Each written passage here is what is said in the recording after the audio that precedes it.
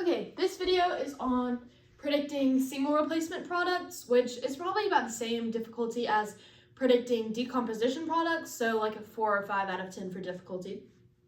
So we know that in a single replacement reaction, we have one element and then a compound, and then either our metals are swapping places or our non-metals are swapping places. So if the element that is alone, this one right here, is a metal, our metals are going to switch.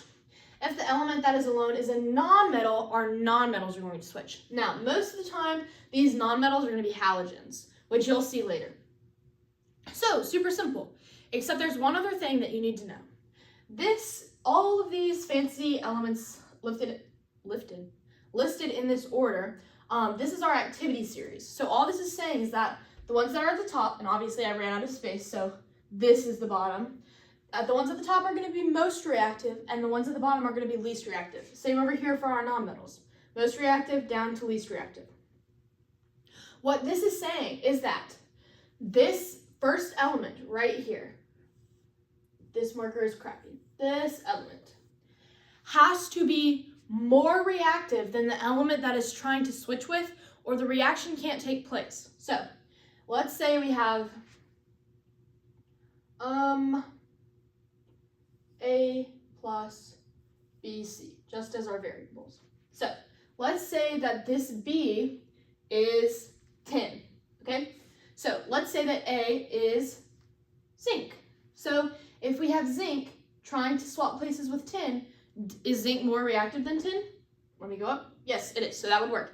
Now, if we had tin as our B and copper as our A, would that work?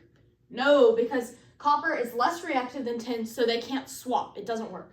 Same thing works over here for your nonmetals, and as you'll see here, all of these are going to be our halogens, or at least most of them. So those are the main ones that you'll see in single replacement reactions are your halogens. Now, there is another nonmetal over here listed with the metals, and that is hydrogen. Hydrogen is going to be listed with our metals because we know that in acids, hydrogen is our first element, and it's working as if it's an ionic compound. So that hydrogen is for the sake of an acid being a metal. So for acids, anything above hydrogen can take its place.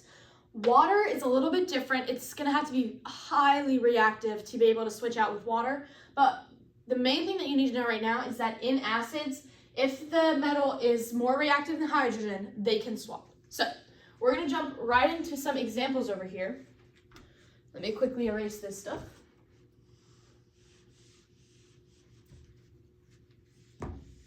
Okay, so I'm first looking at this element, and I have zinc. All right, so I'm going to find zinc on my list, and zinc is right here. Okay, so now I'm going to look at copper. Copper is right here. Now, zinc is trying to swap with copper, so zinc needs to be more reactive. And if I look, zinc is more reactive, so this one will work. So now I need to predict my products. So I know that zinc is a metal, and I already determined that copper was a metal, so I know that these two are going to swap places. So I'm going to put my copper alone, and then I'm going to put my zinc and my sulfate together. And I know that sulfate has a 2- charge, and zinc has a 2+ charge, so this is already a neutral, balanced ionic compound. So now I need to make sure that my whole equation is balanced, and I see that I have one zinc, one copper, one sulfate, and one sulfate, so it is balanced. So not bad at all. You just need to make sure that you first check the reactiveness of the elements, make sure it's actually possible, then make sure if this is a metal, you're swapping the metals. If this was a non-metal, we would have swapped our non-metals. Then you balance it like you would an ionic compound, and then you make sure the entire equation is balanced. Not bad at all. So now I'm looking at this one, and I see that it's looking pretty similar. I'm going to look at copper. Oh, look, it's already there. And then I'm going to look at zinc, which I also have already marked. Except this time, my copper wants to trade places with my zinc. And my copper is down here, and my zinc is all the way up here. So since the copper doesn't have as much reactivity, it's less reactive than zinc, this equation, that can't happen. Our products are going to be no reaction. Because copper is less reactive than zinc, this equation can't happen in real life. In real life, if you had these reactants for something, there wouldn't be a reaction. They can't switch without enough reactivity in the first element.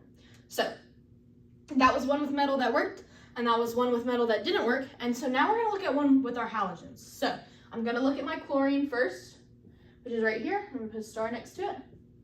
Then I'm going to look at my iodine, which is right here. Put a star next to it. Now, my chlorine is trying to swap with my iodine. So is my chlorine more reactive? Yes, it is, so this will work. All right, now my non-metals are going to swap places. So I'm going to put my I alone. Now, my iodine is still one of those diatomic elements, just like this chlorine was. So I'm going to have I2 plus, and now I'm going to have KCl, which, if you get your periodic table, you know that potassium has a 1+ charge and chlorine has a 1- charge. So this is our balanced ionic compound. But we look over here, and I see that there's 2 iodines here, only 1 there, 1 here, but then 1 here and 2 over here. So we need to balance this. I'm going to start off with putting my correct number of iodines over here, so putting a 2 over there. All right, so now I see I have 2 chlorines, but I only have 1 chlorine over here. So I'm going to balance it. Now I'm going to look at my total levels for everything. I have 2 chlorine, over here I have 2 chlorine, over here I have 2 potassium, and then 2 iodine, and 2 iodine. So this is going to be our finished balanced equation. And that's it for predicting single replacement products. So really not that difficult. Just make sure you follow those steps. Look and see what is switching. Metals with metals, non-metals with non-metals. Check to see if the element that is trying to switch, that element that is alone, is more reactive than the other element.